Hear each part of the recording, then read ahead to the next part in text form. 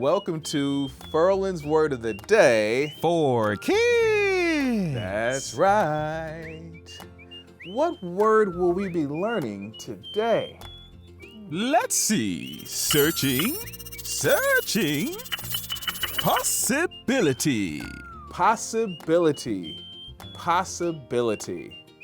I wonder what this word means. I'll take this one, Ferlon. Possibility means something that might happen. Let's use that in a sentence. Your parents and teachers are excited about the possibility of you getting good grades this year. So make sure you study and learn your lessons, and the possibility for you to excel will be endless. What does excel mean? Well, that's a word we should look at the next time on Ferlon's Word of the Day. For kids! That's right. See you next time.